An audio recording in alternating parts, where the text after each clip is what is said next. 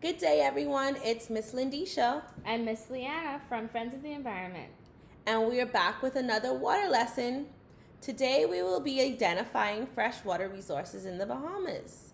We will explore the term resources and the various forms of resources in regards to freshwater. So, what is a natural resource? A natural resource is anything that can be found in nature, not made by man, and can be used by people. Earth's natural resources include light, air, water, plants, animals, soil, stone, minerals, and fossil fuels.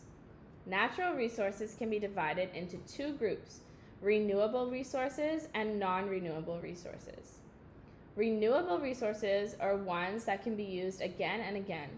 For example, soil, sunlight, and water are renewable resources. A non-renewable resource is a resource that does not grow and come back, or a resource that would take a very long time to come back. For example, coal is a non-renewable resource. We know that water was included as a renewable resource. Do we think that freshwater is a renewable resource? Yes, freshwater is a renewable resource. Unfortunately, sometimes water is not easily renewed. Fresh water is not evenly distributed around the world, and its availability is really important for where living things can exist. Getting enough fresh water is a serious problem in many places, and water pollution is a worldwide problem affecting even areas with a large water supply. So, even though water is a renewable resource, the supply of fresh surface water is limited in some places. So, water is both a renewable and limited resource. Fresh water is a limited resource, and this is due to its high demand. A limited resource is one that can run out. There might not be enough for everyone in the future. Humans make the water recycling process difficult for Mother Nature to keep up with. How do you all suppose that we are making it hard for Mother Nature to keep up with the water recycling process? As population and industries grow, the demand for water becomes too high, which results in water scarcity. Water scarcity is a lack of drinkable water available in a given area. Earlier, we spoke about how water is unevenly distributed throughout the world. But water is also unevenly distributed right here throughout the islands of the Bahamas. The difference in our location affects where our water comes from. Here in the Bahamas, we have multiple sources of fresh water, which vary on the different islands. Rainwater is a common source of fresh water, particularly on smaller islands and keys that do not have connection to any water utility company like the Water and Sewage Corporation of the Bahamas. Some individual homes have gutters installed to collect rainwater that is stored in a tank for use. Rainfall decreases from north to south throughout the archipelago, so this is not a good option for the more southern islands. For example, Anagua, the southernmost island, is practically a desert. Do you all know what a desert is? A desert is a barren area of land where there is barely any rain, so it is hard for plant and animal life to thrive there because of the extreme conditions.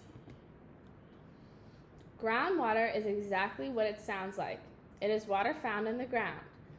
Groundwater is defined as water held underground. This water is either absorbed within the soil or found in crevices in rock. The Bahamas bedrock is made up of a very porous rock called limestone.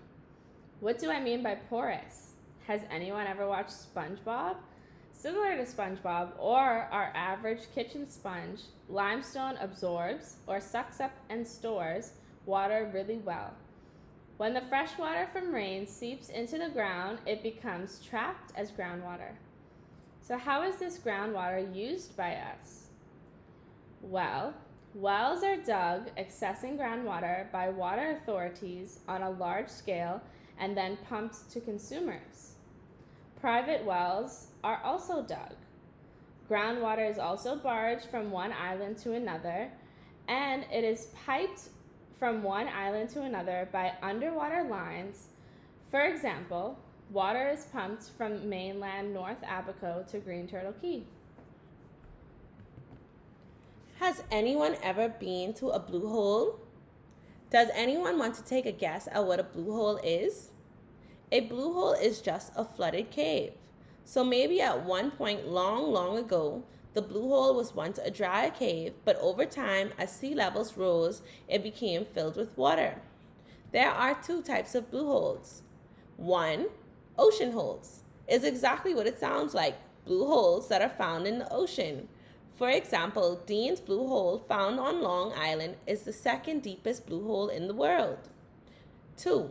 Inland blue holes, which are blue holes found on land. They are very popular to be found on the northernmost islands in the pine forests, like Sawmill Sink in South Abaco, but are scattered throughout the archipelago. Inland blue holes are the blue holes we are speaking about when talking about Bahamian freshwater resources. Inland blue holes are the only source of surface freshwater in the Bahamas. Surface water is water found on top of the Earth's surface, like rivers, lakes, creeks, streams, and other wetlands. If you have ever been in an inland blue hole, what kind of water were you swimming in? Inland blue holes have multiple layers. Similar to groundwater, the very top layer of inland blue holes is made up of fresh water collected from rain. In the past, fresh water was harvested from this lens to be used. Below the freshwater lens, there's a layer of brightly colored bacteria which produces hydrogen sulfide, or swamp gas. Then there's the area of brackish water, which is just a mixture of fresh and salt water. And then at the very bottom is the anoxic salt water. Anoxic just meaning it lacks oxygen. In this region of anoxic salt water is where artifacts and fossils can be found because the lack of oxygen has protected them by preventing decay. Can you drink seawater? No. However, there is a process that allows salt water from the ocean to be converted into fresh water. So, in some cases, fresh water can even be considered an ocean resource. The process that can be used to change seawater to fresh water is called reverse osmosis, also known as RO. Reverse osmosis is how you can get small particles like salts out of water by forcing it through a filter or a membrane. The particles in the water are left on the other side of the sheet while the water travels through it. The Water and Sewage Corporation has some RO plants. Private islands and institutions also have their own RO plants. Some of our drinking water suppliers, like Water Mission and Aquapure, also use this method to provide pure drinking water.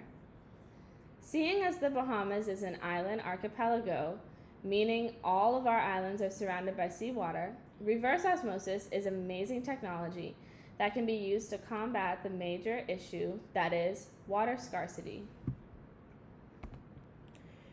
Earlier, we spoke about how water is unevenly distributed throughout the world, but water is also unevenly distributed right here throughout the islands of the Bahamas.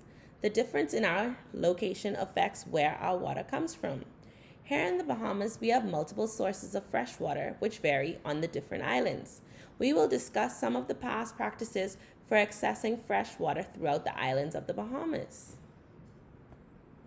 As previously mentioned, rainwater collection was not a reliable source.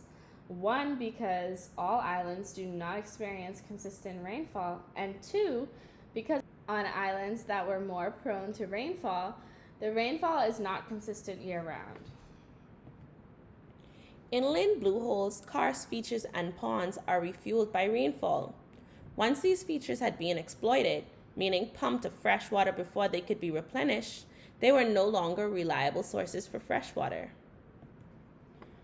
Shallow dug wells were used to harvest groundwater to be pumped throughout the islands for use. However, this was not an efficient way of harvesting water because these wells were more difficult to protect from contamination, and their yields were also very low because they do not penetrate into the reliable, productive water table aquifer. We have spoken about the past practices for accessing fresh water. Now we will discuss the current practices. Primarily, past practices were abandoned because of their exploitation of our natural water resources. Improved technology has also played a large part in our ability to make these transitions. Islands with larger and more readily accessible groundwater supplies, like Grand Bahama, Abaco, and Andros, still rely on groundwater. Well fields still exist where groundwater is extracted, treated, and then pumped to consumers. On the island of Abaco, a well field in South Abaco is in the process of becoming fully powered by solar energy thanks to water mission, making it one of the largest solar arrays in the Bahamas. In more southern islands, due to lack of groundwater supplies, there is a reliance on reverse osmosis. There is a growing trend towards reverse osmosis. So we may see more islands which are unable to sustain themselves with groundwater supplies moving towards the establishment of RO plants. What are some challenges that we face when sourcing freshwater supplies here in the Bahamas? A major challenge we face is that only 3 islands in the Bahamas have significant freshwater resources. Those islands are Andros, Abaco, and Grand Bahama. Even though these islands have significant resources, they also face the issue that the majority of communities and the most populated areas are located far away from good resource areas. Another major challenge is that some islands and keys have no naturally existing freshwater resources that can supply their needs. Aside from a lack of groundwater, rainfall varies due to geographical location and season. These islands and keys are more dependent on the transport of water. Therefore, a need exists for high-cost alternatives like the establishment of RO plants. Finally, the greatest and most common challenge is man. Freshwater resources are easily destroyed by human activities. These activities include the dredging of canals, mining, digging of wells, and pollution. Our ever-increasing carbon footprint on the planet is also influencing climate change that is resulting in sea level rise and increased storm activity. How can climate change affect our freshwater resources? Think about it and discuss it with your peers and let your teachers know.